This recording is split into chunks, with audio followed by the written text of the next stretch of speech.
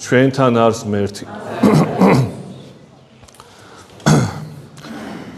დღევანდელ ლიტურგიაზე ჩვენ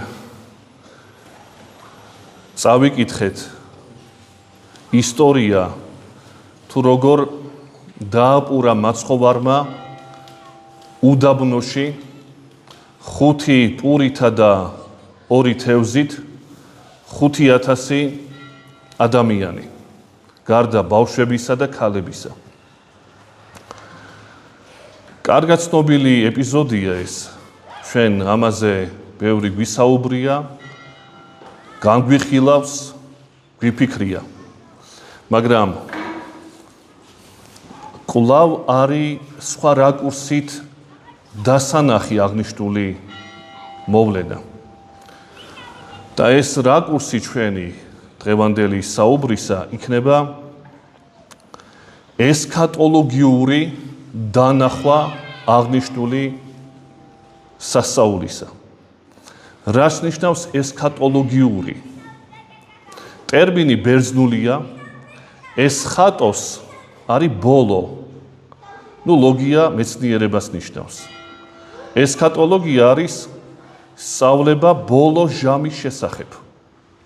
მაგრამ ამ შემთხვევაში ჩვენ ანტიქრისტეს და ამ მოვლენებს კი არ შევეხებით, არამედ შევეხებით თუ რისკენ გვიწევს მაცხოვარი.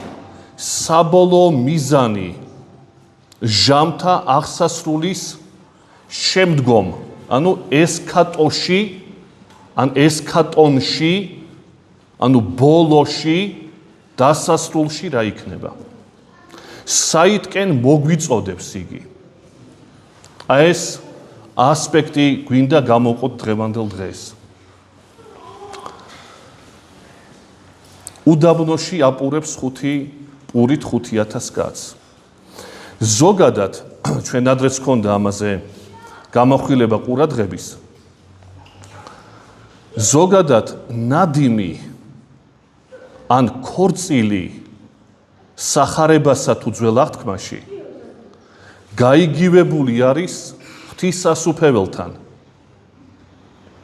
ანუ როდესაც საუბრობს წმინდა წერილი ნადიმზე სიმბოლურად ყოველთვის ნიშნავს მოწოდებას სასუფევლისაკენ, სამოთხისაკენ წვევას ნიშნავს.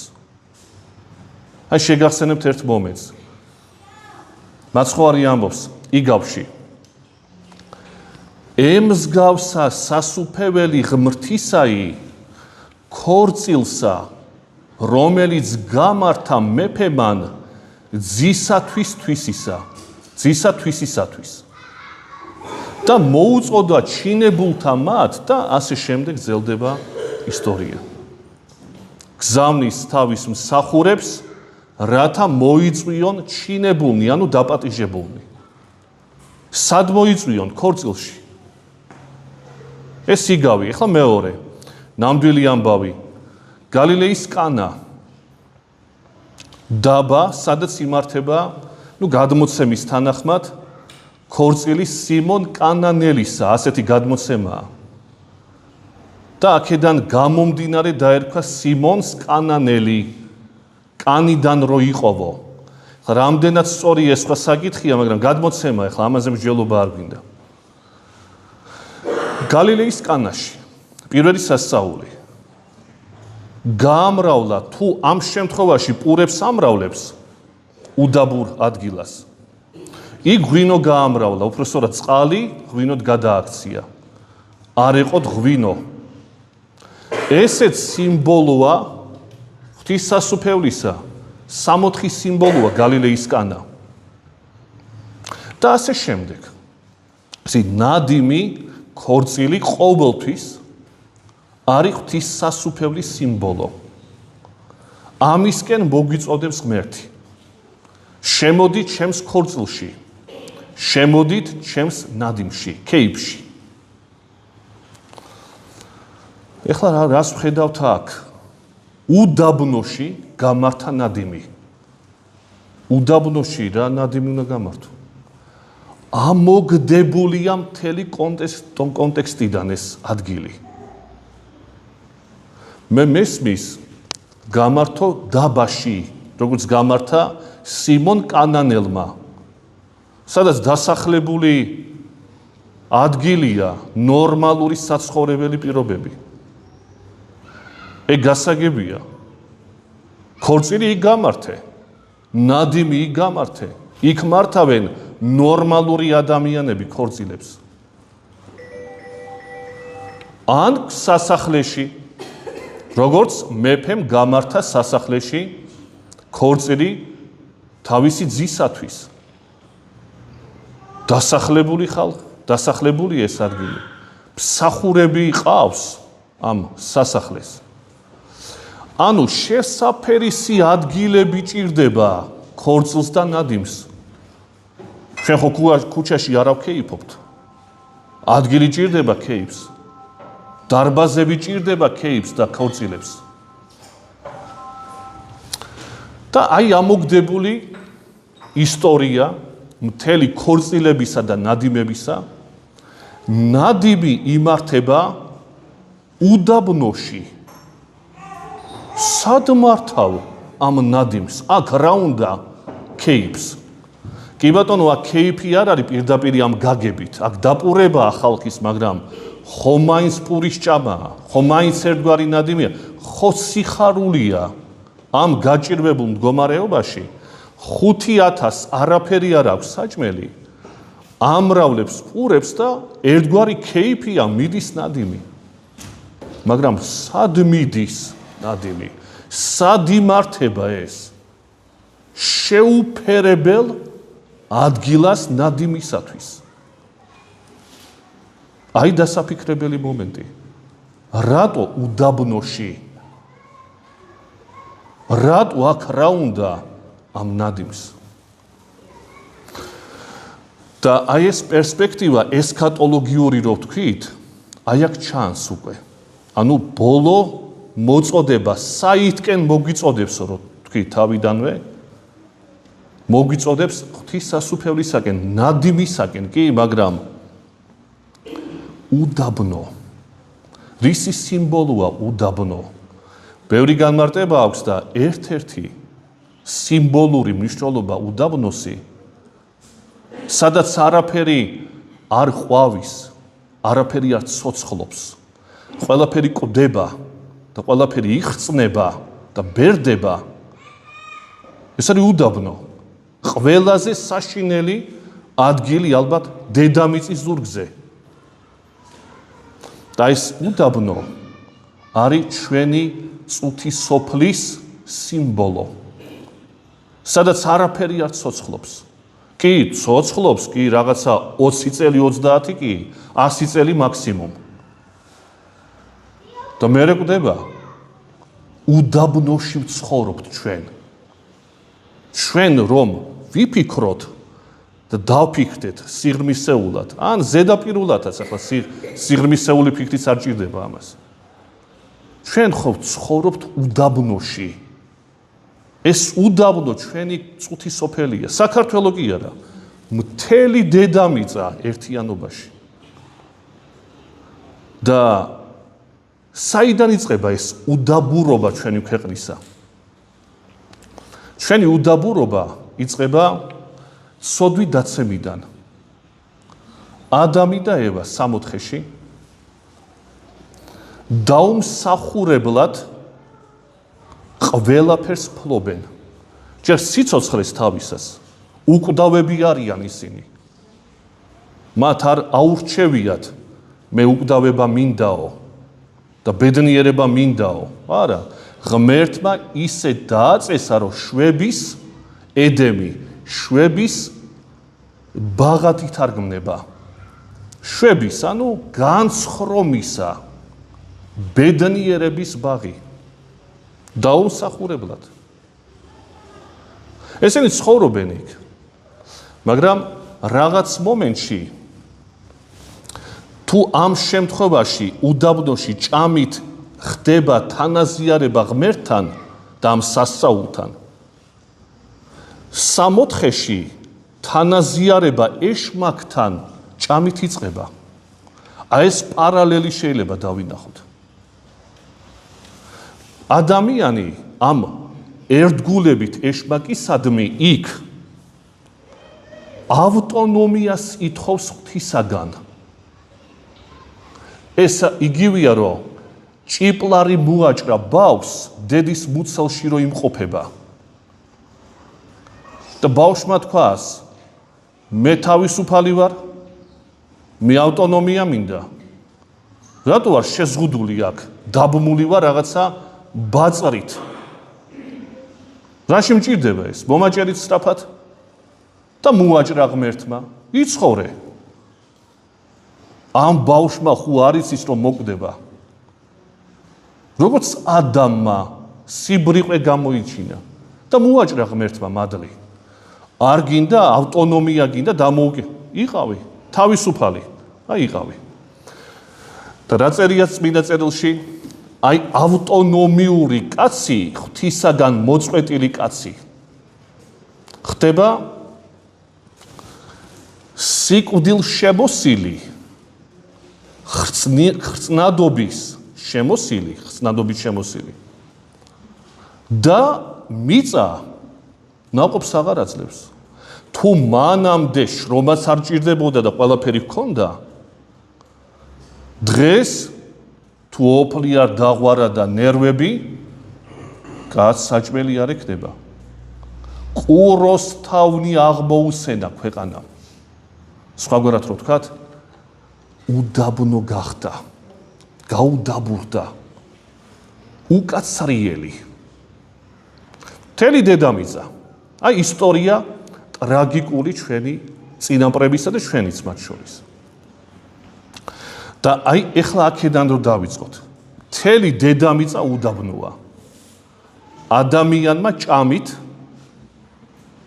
ავტონომია მოიპოვა, ავტონომია სიკვდილისა, ხრწნადობისა, შიმშილისა, გაჭირვებისა, ტკივილისა, უსამართლობისა.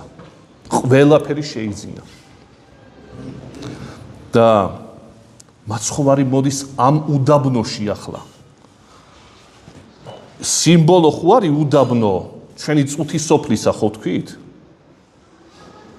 იქ პირდაპირ მიდის უდაბნოში, მაგრამ სიმბოლურად ღმერთი ჩამოდის აქ, ამ უკაცრიელ ადგილას, სადაც ტკივილია, სადაც უსამართლობა იყო და იქნება ყოველთვის.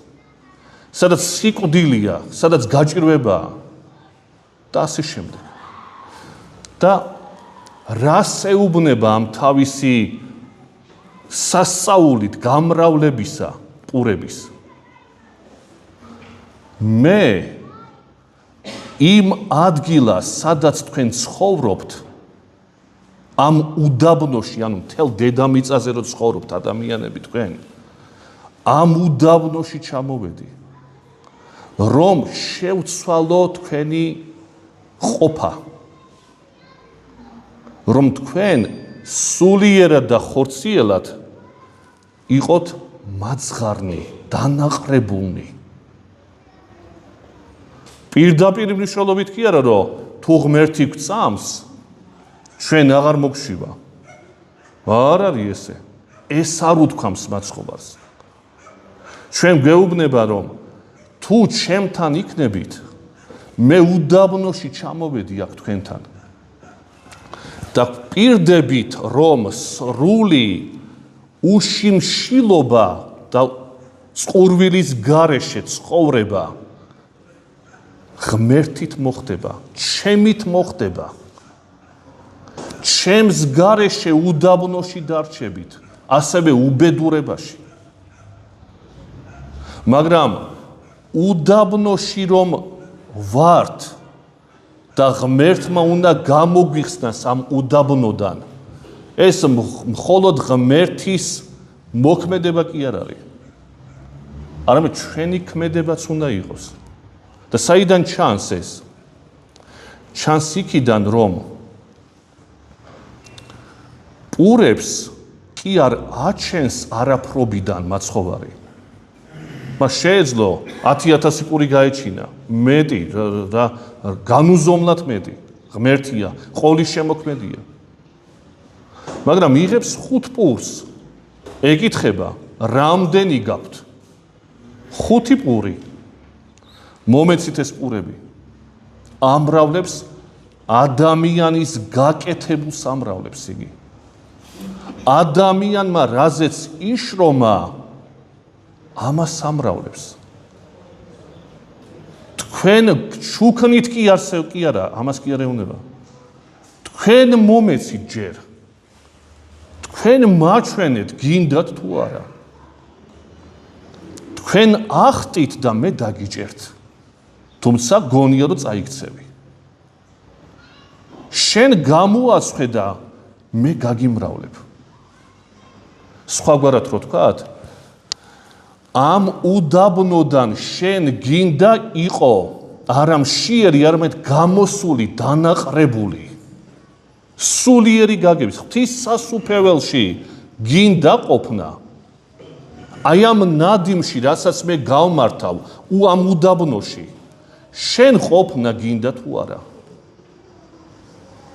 თუ გინდა, მაშინ პურები უნდა გამოაცხო. შენი მოქმედება უნდა მაჩვენო. და მე ამ პურებს მეტად და მეტად გაგიმრავლებ.